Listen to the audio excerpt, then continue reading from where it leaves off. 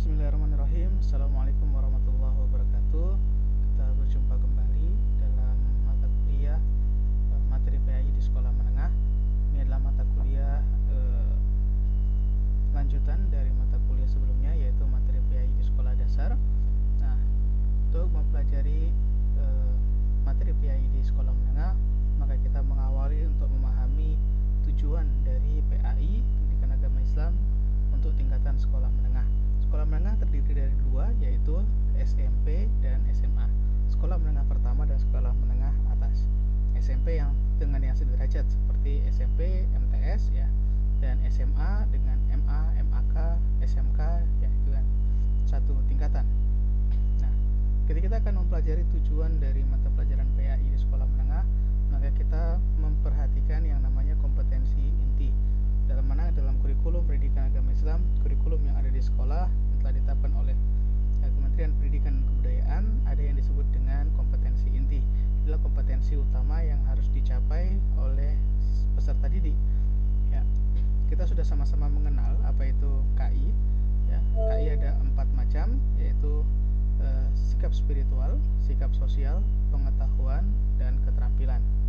Nah, dari sini baru nanti akan kita menganalisis di SMP seperti apa, di SMA seperti apa, sehingga bisa kita rumuskan. Oh, jadi seperti ini tujuan pendidikan agama Islam di sekolah menengah.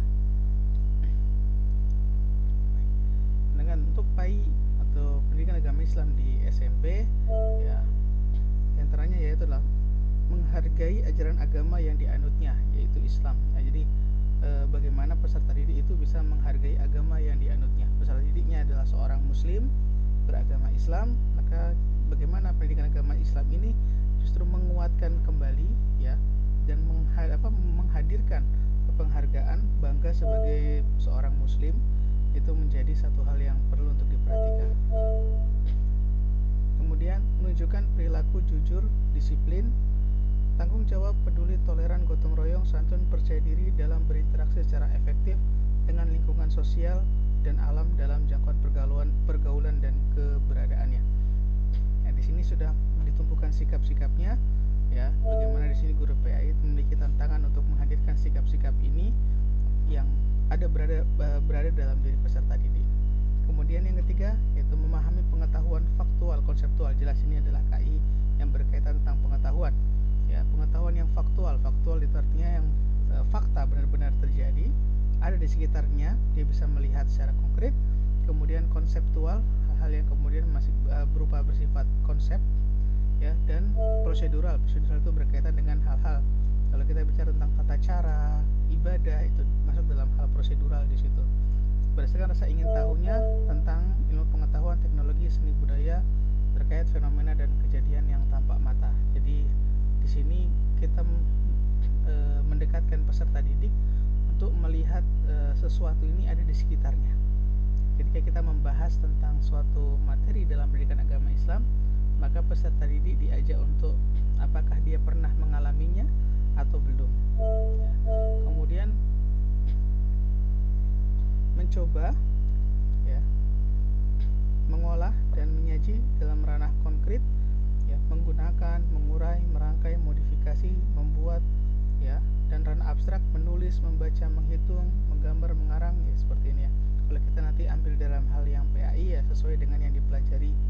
Nah, kalau kita bicara tentang PAI di sini di tingkatan SMP dia bisa mampu mempraktikkan ibadah yang diajarkan di dalam materi PAI di SMP. Jadi ketika dia bisa, dan juga nanti memiliki kemampuan untuk menyajikan, menjelaskan kepada teman-temannya yang lain. Nah, inilah ranah keterampilan yang perlu dikuasai oleh peserta didik di tingkat SMP. Ya.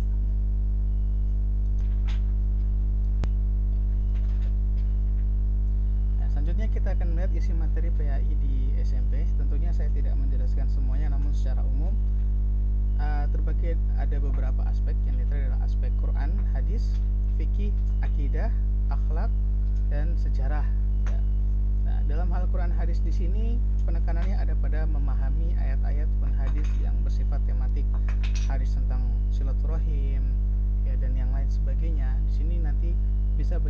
bisa memahami suatu ayat Quran maupun hadis. Kemudian dalam hal fikih di sini akan lebih banyak pada praktek ibadah. Jadi di SMP itu nanti lebih banyak pada praktek-praktek ibadah.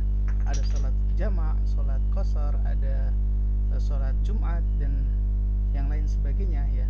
Kemudian dalam hal akidah tentunya di sini adalah pendalaman rukun iman. Dalam hal rukun iman yang dulu sudah pernah diajarkan di SD semakin didalami lagi di tingkatan SMP. Dalam hal akhlak, nah di sini nanti akan belajar memahami akhlak terpuji dan tercela, jadi semakin fix peserta didik lebih jelas dan lebih memahami mana yang termasuk akhlak terpuji dan mana yang termasuk akhlak tercela.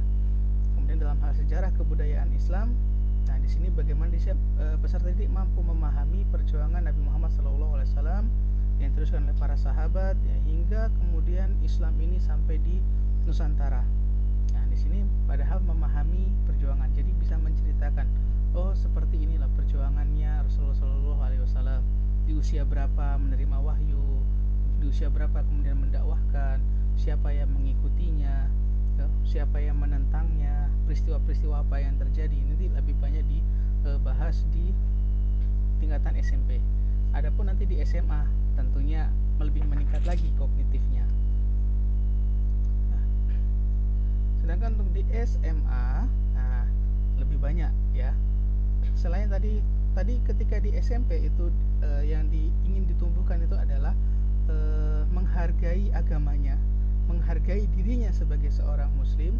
Nah, di sini penekanannya adalah menghayati, mengamalkan ajaran agama yang dianutnya.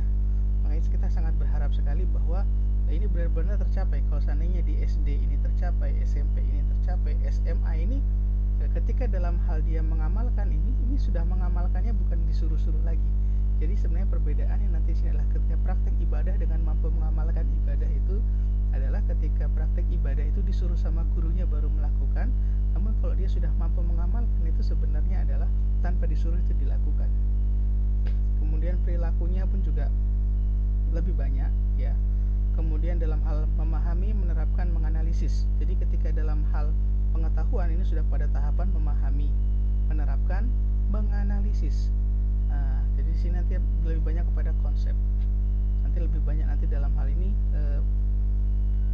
ketika pembahasan tentang Quran hadis pun maka di sini nanti akan lebih banyak dianalisis. Kemudian dalam hal keterampilan tentunya juga masih pada hal menyaji ya.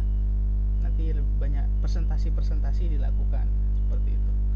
Nah, kan untuk isinya Quran hadis ya, di sini adalah menganalisis ayat-ayat dan hadis ya.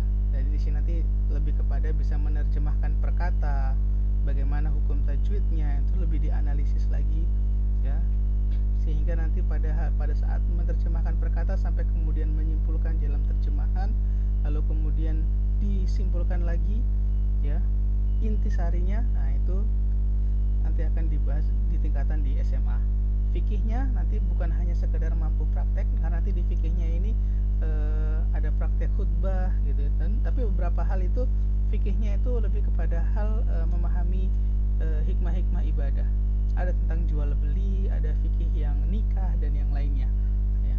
Kemudian akhlak ya, di sini nanti lebih banyak membahas tentang adab-adab ya, dan kemudian sejarahnya di sini menganalisis. Kalau yang tadi di SMP itu tingkatannya bisa menjelaskan perjuangannya, di sini kita bisa menganalisis strategi dakwah Nabi Muhammad SAW seperti apa. Sehingga kami simpulkan tujuannya seperti ini ya, menguatkan keimanan dan ketakwaan peserta didik. Peserta didik mampu melaksanakan ibadah-ibadah yang telah disyariatkan dan mengambil hikmah. Peserta didik mampu membaca, menerjemahkan, memahami, menganalisis dari Al-Quran maupun hadis. Dan peserta didik mampu menjelaskan sejarah dan menganalisis nilai-nilai peristiwa yang terjadi. Ya, ini bisa dilihat sumbernya dari Permendikbud nomor 37 tahun 2018 tentang KI dan KD. Mungkin itu saja yang dapat saya sampaikan.